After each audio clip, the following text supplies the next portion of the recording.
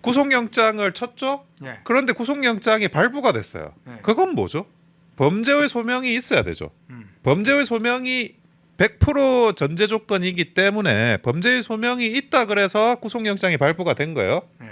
자, 다시 그 강제구인은 다시 왜 하냐의 질문으로 다시 돌아오는 거예요. 왜? 내가 조사를 해야 된다? 아니 범죄 소명이 있잖아. 왜 조사를 해야 되지? 범죄 소명이 있다고 다 파악을 했는데 또 파악을 하기 위해서 범죄 소명이 없어서 조사를 해야 된다라고 한다면 그러면 구속은 왜 됐냐는 거예요.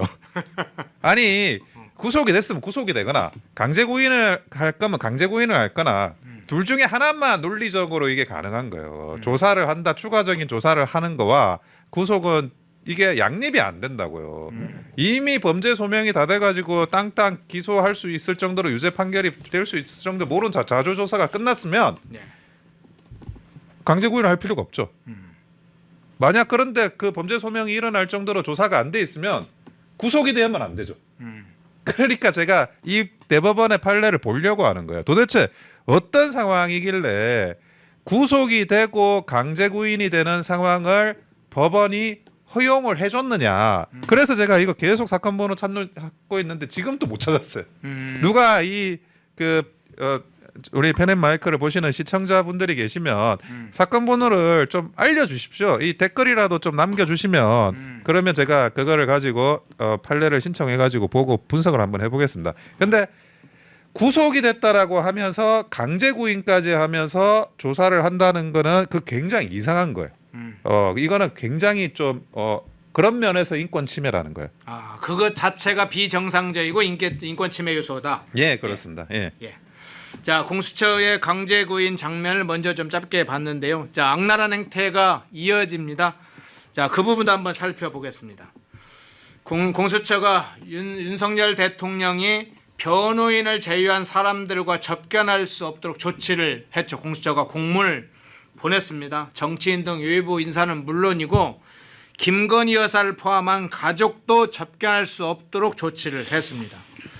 자, 공수처는 사건 관계자를 만나 증거를 인멸하고 있다 우려가 있으니까 그런 짓을 했다고 지금 그렇게 알려졌는데 그간 공수처 우리는 아주 인권 친화적인 수사기관이야 이렇게 공표하고 반복적으로 이야기를 했습니다. 인권 친화적 수사기관이다. 말도 좀 편하게 하지. 인권 친화적 수사기관. 어쨌든 그렇게 표방을 했습니다.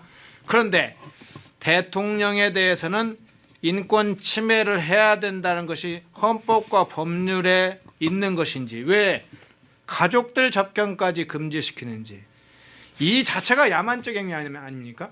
그러니까 그거조차도 네. 그 금지하기 위해서 금지한다, 망신 준다. 마치 공수처가 뭐 어떤 자기는 정의롭고 살아있는 권력인 대통령을 징치한다 이런 이미지를 주는 거일 수도 있는데 제가 일단은 증거인멸을 할 수 있는지부터 한번 생각을 해봐야 될 것 같아요. 증거인멸이 가능한지. 예. 네. 자, 지금 주요 그 범죄 가담자라고 해가지고 거의 모든 사람들이 구속 기소가 됐어요. 네. 그 사람들이 이미 어디 구치소에 들어가 있다고요. 네. 그러면 대통령이 김건희 여사를 만나서 김건희 여사가 교도소 밖을 나와서 그 구치소에 있는 사람 누구를 만날 수가 있냐고요. 못 만나죠. 네, 못 만나죠. 그 신병이 전부 구속 기소돼 있다니까요. 네. 구속돼 있거나 구속 기소돼 있어요. 그러니까 어떻게 증거를 인멸을 할까? 내가 일단 그게 하나 생각이 안 들고 두 번째 주요 그 가담자 중에 구속도 안 되고 기소가 안 된 사람 딱 한 명밖에 없어요.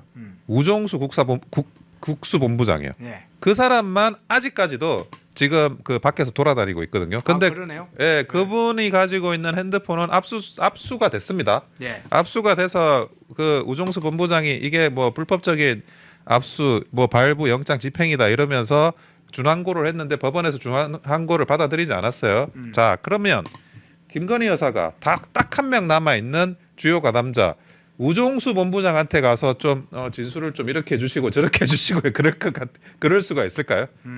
그러니까 증거인멸이라는 게 그냥 그 말만 하는 거예요. 구체적으로 생각을 해보면 증거인멸을 할 만한 행위를 할 수 있는 게 지금 아무도 남아 있지가 않아요.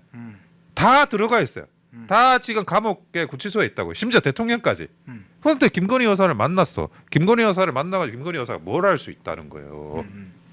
그래서 지금 그 증거인멸이라는 것도 그게 그냥 말뿐이다. 실체가 없다. 실체가 없는 그 증거인멸행위, 가상의 증거인멸행위, 허수아비 같은 증거인멸을 위해서 가족도 만나지를 못하게 하는 거예요. 자, 가족을 만나지 못하게 하는 거는 이게 엄청나게 중요한 변론권의 방어권의 침해입니다. 왜 그러냐면 변호인 선임을 구치소에 수감된 피고인들은 가족을 통해서요. 아, 그렇죠. 예. 예를 들어 변호사를 해임한다거나 추가적으로 변호사를 선임한다거나 이런 모든 의사결정을 가족을 통해서 한다고요. 선임계를 누군가 추가로 내야 될 수가 있잖아요. 그렇죠. 그러면 그게 변호사를 통해서 그 다른 변호사한테 이야기해 주세요. 그렇게 안 해요. 가족을 통해서 항상 이야기하는 거예요. 가족을 통해서. 그래서 가족의 접견권은 안 막는다고요. 왜냐하면 가족의 접견권을 막는 게 그것이 변호인을 선임할 권리 이런 포괄적인 방어권의 침해가 될 수 있기 때문에 그런 거거든요. 그런데 지금 공수처는 이런 말도 안 되는 짓을 하고 있다는 거예요. 자기들이 인권 친화적인 수사기관이라고 하면서 이분들은 인권이라는 거는 아마 좌파 인권 친화적인 기관을 말하는 게 아닌가. 좌파라는 그 단어가 괄호에 생략돼 있는 게 아닌가라는 그런 느낌이 듭니다. 우리 편 인권 이렇게 하는 거죠. 우리 우리 편 편. 인권을 보장하지만 예. 우리 법 인권. 그렇죠. 예. 자기들이 원하는 자기들이 뜻을 같이 하는 사람들에 대한 인권은 친화적으로 하겠다 뭐 그런 거겠죠. 근데